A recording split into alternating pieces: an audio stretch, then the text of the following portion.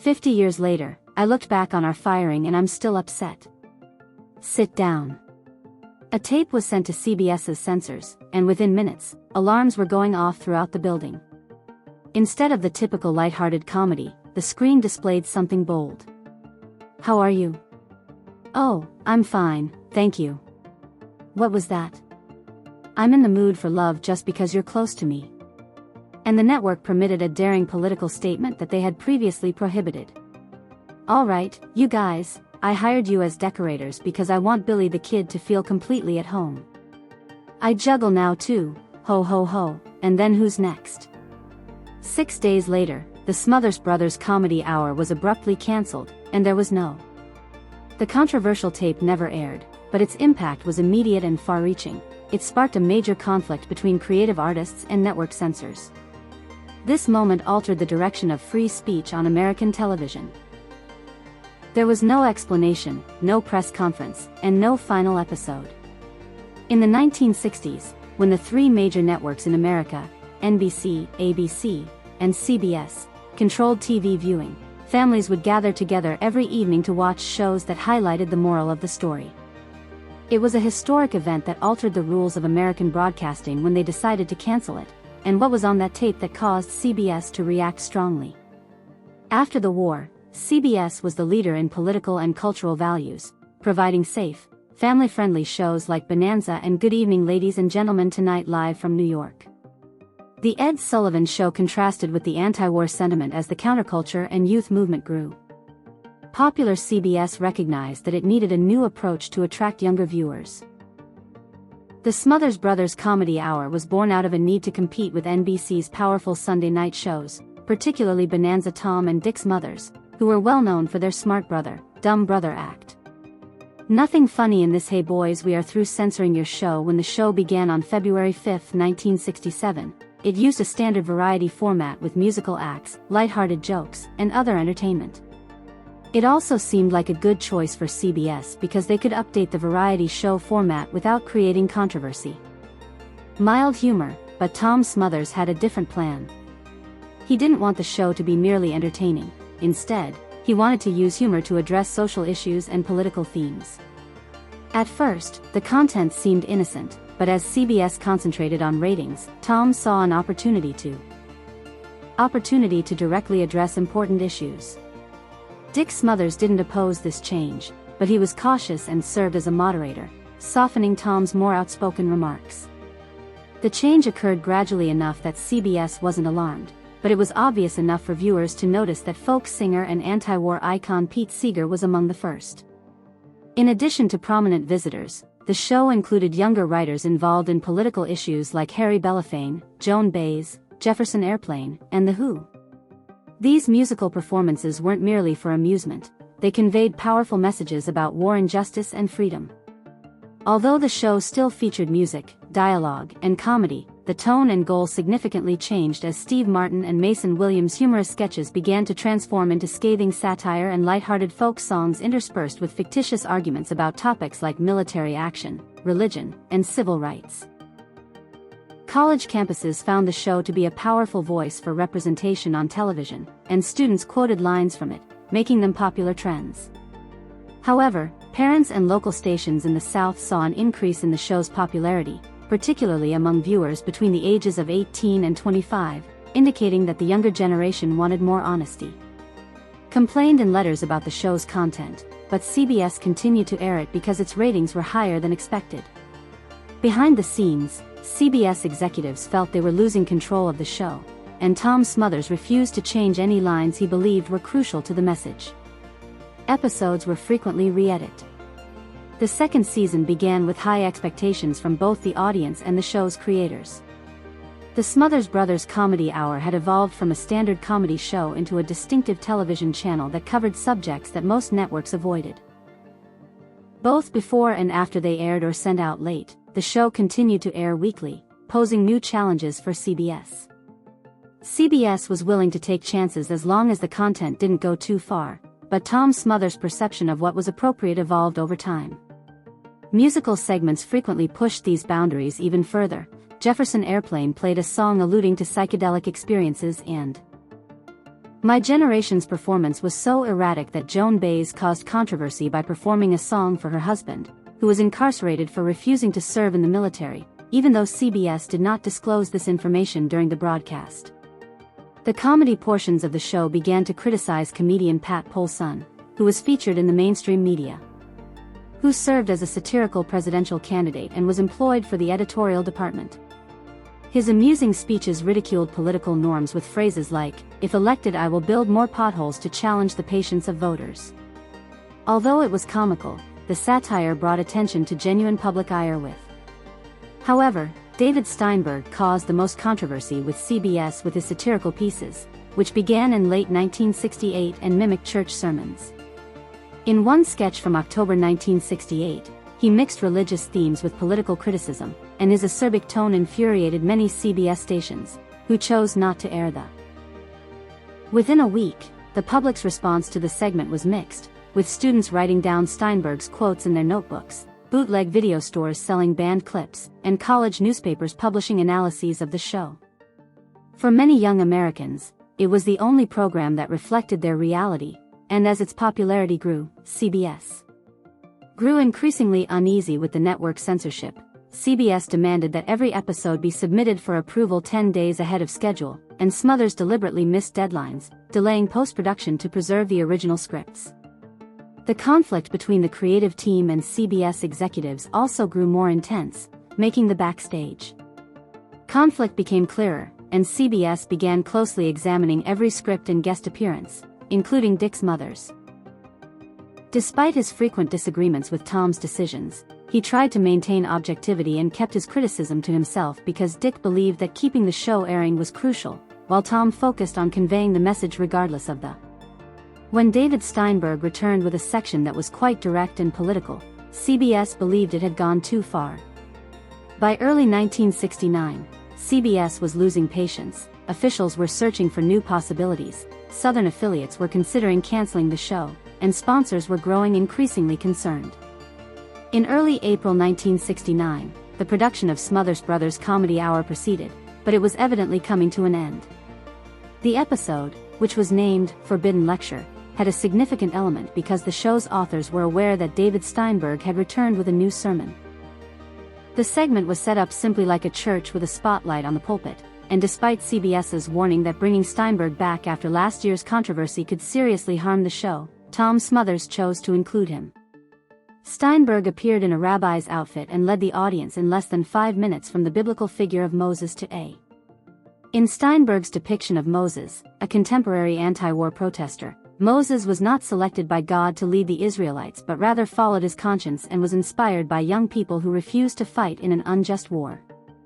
A pivotal moment occurred when Moses addressed Pharaoh and said, "Sorry, Mr. President, take your army and go, and I will not help you any longer." The piece concluded with a brief musical performance. A folk trio led by Peter, Paul and Mary sang a song called No More Promised Lands, which criticized the government's hollow promises. The audience applauded, but CBS executives believed the line was a direct challenge to the Nixon administration, something they had worked hard to avoid. Steinberg's shawl was thrown into the audience as the performance came to a close, and he shouted, "Peace not war, preach it, it seems your message got cut off, please provide the full text you want," paraphrasing and saying, "I'd be happy to help." The tape was sent to CBS, but this time the message was.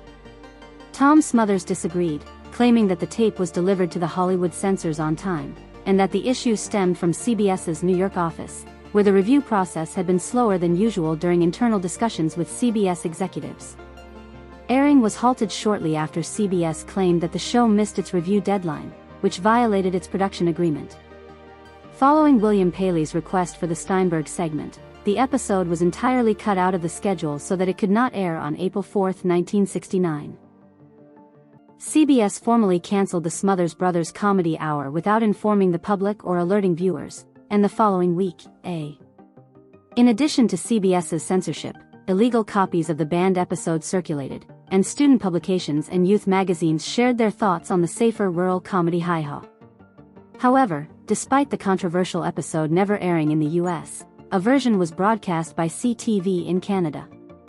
Younger viewers felt that the cancellation demonstrated that CBS cared more about political convenience than free speech. Protests took place in several cities, particularly near CBS offices, while conservatives viewed the episode as a bitter but honorable farewell from a show that wasn't afraid to speak out.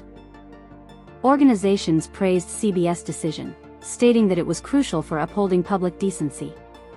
The cancellation was due to a 5-minute anti-war skit starring a controversial figure, not a scandal or financial difficulties. This brief moment ended a nationally popular show for Tom and Dick's Smothers. Their abrupt termination was a huge blow to their reputation and careers.